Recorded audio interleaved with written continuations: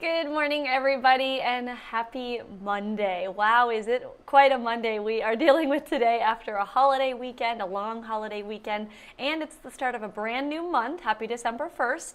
I hope you're having a good start to your day so far.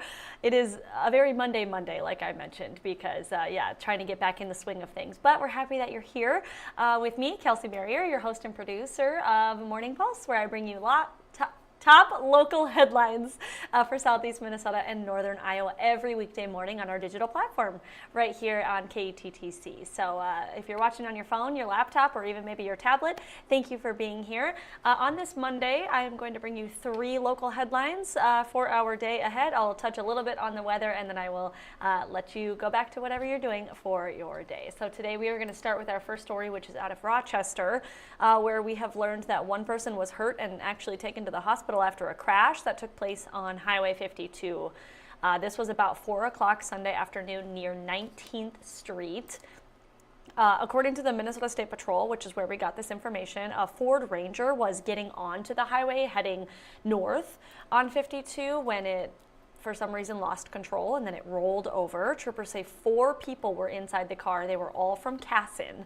3 of them, the 3 passengers in the car, were not hurt. However, we're told the 27-year-old driver was taken to Mayo Clinic St. Mary's after this crash with some non-life-threatening injuries. So that is what we know about this crash that took place over the weekend in Rochester. Up next is a story for the holidays, I guess you could say, kind of a good news story. Happening this week, hundreds of local families are going to be receiving a free ham for the Christmas season. Hy-Vee employees, alongside some local first responders, are going to be distributing 300 Hormel hams. This is going to be at the Rochester Armory tomorrow from 4 until 6 p.m. It's called Hams for the Holidays, this little partnership. It's a collaboration between Hy-Vee and Hormel, of course, aiming to deliver a total of 5,000 hams to 20 different locations all across Hy-Vee's 9-state region. That's for the entire holiday season. So what's happening in our area is that those hams are going to be distributed, 300 of them, for families in need, people in need. Again, that's tomorrow from 4 until 6 p.m. at the address here on your screen. That's the Rochester Armory in the southeast part of town. This is the 8th year of this Hams for the Holidays donation partnership happening. That's according to organizers. And again, this is really an effort to help fight food insecurity and really help families in need, particularly during this time of year. It's the season of giving, and that is exactly what Hormel and Hy-Vee are doing.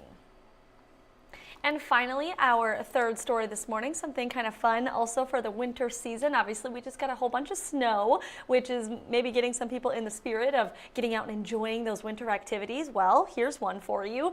Beautiful works of winter art kind of come into life here in Minnesota. Ice artisans have already started working on this year's edition of the Minnesota Ice Castles, which if you've not heard of this or you've never seen it before, it is super cool. So we got some information from the Ice Castles organizers. Recent snow that we just got, again, kind of accelerated construction to build these castles. Obviously, they're made completely out of ice. So for the next few weeks, trained and experienced artists are going to be, putting together these extravagant castles, kind of building them, again, all from ice, which is super cool. I've actually been to these ice castles before a couple of times. Yeah, it's really fun, and there's a ton of families that go because there's a lot you can do inside of the ice castles, more than just looking at the works of art, which are crazy. So if you're interested, the advance tickets for this spectacle go on sale tomorrow at 9 a.m. That's Tuesday at 9 a.m. The winter event is actually going to be opening in early January. It's happening, or it's being built, and you can go to it at the Minnesota State Fairgrounds. Now, depending on the weather conditions in early January will determine the exact start date of this, but again, I would definitely recommend going to this. It is quite the spectacle. It's really fun, again, for the whole family. They have a slide, they have some food and beverages on the inside. Obviously, you can walk around and look at all the different castles. There's little art pieces and lights and chairs, and it's just really cool. It's not every day you get to see ice that is so tall, and it's just really pretty, and they put lights in there and all the fun things. So definitely would recommend, but again, tickets for that go on sale tomorrow, and then the actual event for you to start going will be sometime in early January, which of course is also going to be cold. We're talking about the cold and the ice and things like that. We saw a lot of snow over the weekend. Today it is feeling a lot more like January, you could say, instead of early December. We are dealing with some below average temperatures. So yes, this morning you step out the door and you are going to feel the chill in the air. It is very chilly this morning. Looks like we're going to see a little bit of flurries here and there potentially throughout our day today. Nothing obviously like what we experienced over the weekend. However, there are other snow chances in store for southeast Minnesota and northern Iowa throughout this week, particularly one day, I believe, in the middle of the week, and then also kind of looking at the weekend, we may see some measurable snow then too.